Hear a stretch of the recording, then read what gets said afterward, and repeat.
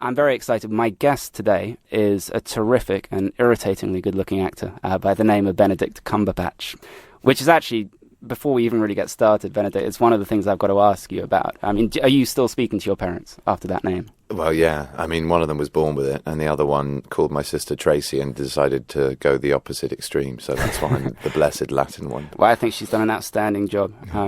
I think Google in particular are very grateful, thanks to how many misspellings they get on their website. Very true.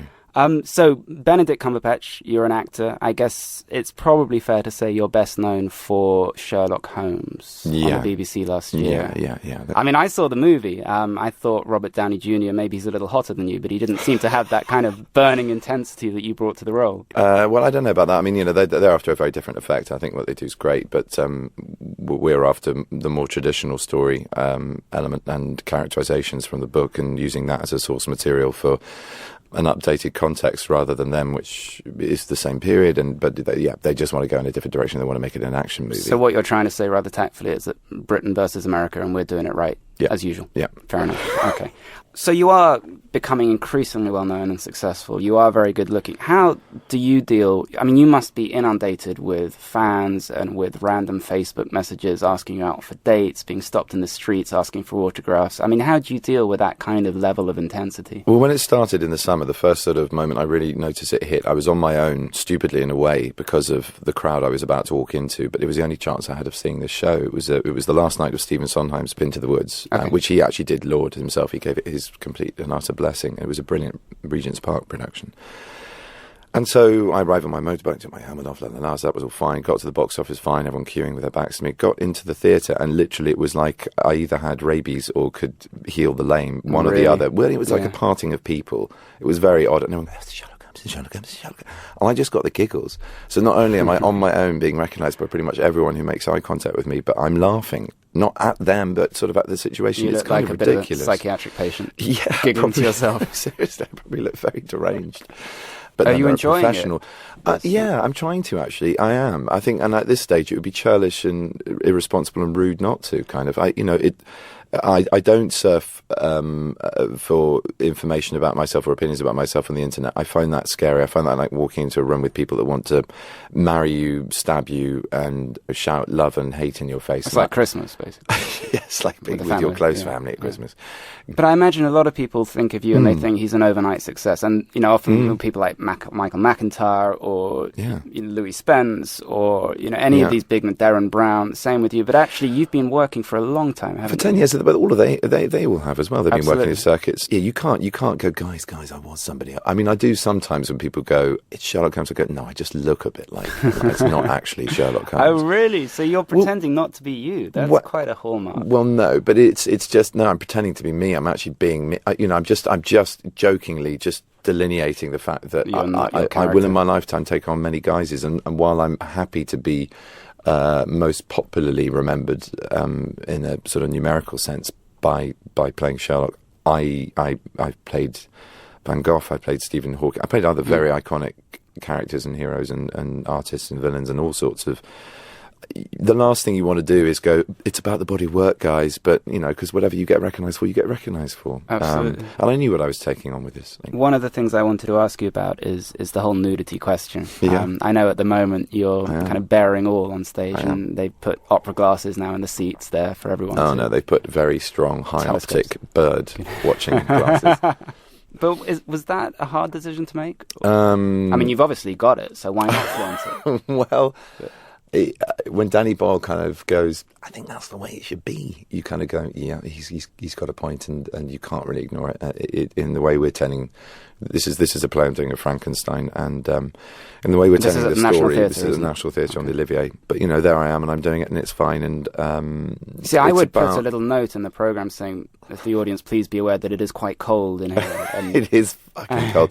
But well, I'm not going to say what happens, but it is cold, and there's a reason why I get cold. But does the opposite happen? Do you ever get excited, I suppose? Not that I've been aware of. I think there would be a gasp or two if I had been, but no. There's a very difficult fine line with an actress where you have to, or an actor, depending on what you're doing, I suppose. But it's a tricky one, that. I mean, one of the reasons I'm so pleased to have you here is that I like to talk to people who aren't in the classical music world about their perceptions of classical music. Right. And it's something that I find so baffling somehow, that the reaction people get to classical music. I think secretly a lot of people want to know a lot more about it. And yet they go down to HMV and there's 20,000 CDs. Where do they start? And they end up with a kind of classical TV ad box set, which breaks my heart. And is classical music something you're familiar with, you enjoy, you're an expert on, or? Very much so. It's like saying I enjoy my wine. I know what I like when I hear it or I taste it, but I'm not very good on the specifics. And what I love about what you do is you talk about the specifics, but you enliven it. It's not like reading a record sleeve or a heavy-handed, academic footnote in a program. It's involving you in a human way into the life and the reasons behind why the artist created what you're about to hear. That's very vital. And to have a personal view into the lives of these extraordinary geniuses that have left us this legacy of incredible art. You look at someone like Bach. Years later, you look at someone like Bach, and you think, here's a guy who's just this very unromantic, dry, strict Lutheran. And then you kind of dig a little bit under the surface, and you realize the guy fathered over 20 children. He married his cousin. He was arrested for dueling. He used to have sex in the organ loft and get questioned by the police for that kind of inappropriate conduct.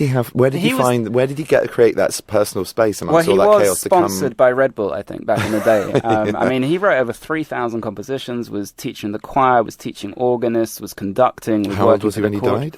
Oh, that's a good question. 1685 to 1750. So you do the math. 65, is that right? Yeah, wow. I'm a bit special with numbers. That's old. That is for burning that bright as well. Shows, that is old. Well, look at Keith Richards, man. He's still doing it. Yeah, but he's pickled by drugs. I know Bach had quite the same. But I asked you before you came here what one of your favourite pieces of classical music is. Yeah. And the answer really surprised me, because actually it's exactly the same for me. It was the first piece of music I fell in love with, the first piece of music I cried to, and one that I just cannot get enough of. And it was the Emperor Concerto of Beethoven. Yeah. Andrew Birkin, who's the father to one of my dearest friends, David Birkin, who first introduced me really to Beethoven. And Eroica, actually, and Moonlight Sonatas before, and then I discovered the Emperor Suite after that. But, that was my introduction. The movement you've chosen is the slow movement, and it is just one of the most shatteringly brilliant things. Yeah. And I think especially when you consider Beethoven could not hear a thing when he wrote it. But you sort of feel that, though, because there's a kind of inner worldliness to it. It's like seeing sunlight play on the top of the deepest part of an ocean. You kind of, this is beautiful synesthetic kind of clarity to it.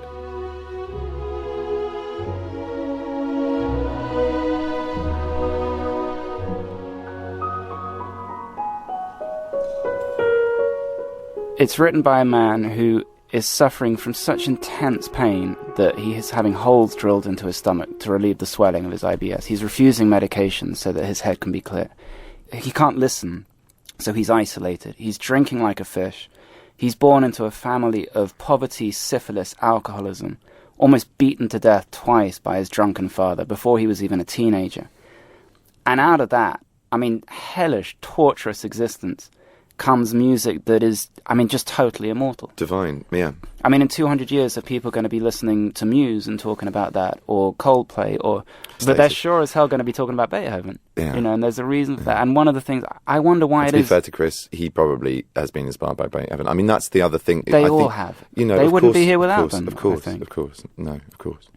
And why do you think it is that people don't listen to classical music as much as perhaps, not they should, but, I think it can give so much for such relatively little cost and for such relatively little effort. To listen for 20 minutes to a piece like that, it can really make the world tilt slightly less to the left sometimes. I don't know, James, because I haven't asked people who don't listen to it. That's what you need to ask people what turns them off about it and find out how to turn them on. Your angle is brilliant in the sense that you understand that the personal is something that obsesses us. We're in a culture of very sort of high volatile, which is, I know, partly why we've been talking about my weird year of sort of highly volatile celebrification of anybody who's in the public eye. So it's about understanding people through their sort of biographical details. So to know that about Beethoven is extraordinary.